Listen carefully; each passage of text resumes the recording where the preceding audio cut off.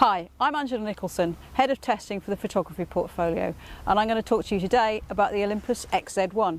The XZ-1 sits at the top of Olympus's compact camera range. It's got 10 million pixels and it's designed to compete with the likes of the Canon G12, but as you can see, it's a little bit smaller than that camera. Unlike the G12 and the Nikon P7000, the XZ-1 doesn't have an optical viewfinder, but that's not really much of a hardship given how small they are on those cameras. The XZ-1 is aimed at enthusiast photographers, and it's got a dial on the top which allows you to select between manual, shutter priority, aperture priority and program, as well as some other automated modes.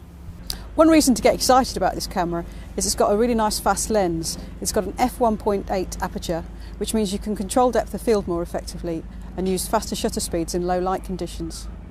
This lens has also got a really useful focal length equivalent of 28 to 112 millimeters, which is great for all sorts of situations.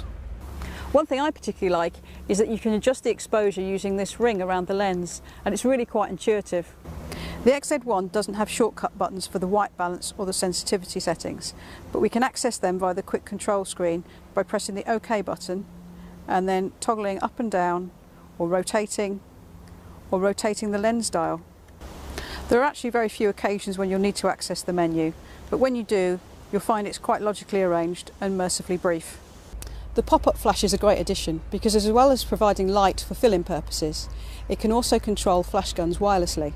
Enthusiasts will also like the fact that images can be saved as RAW or JPEG files, or both simultaneously.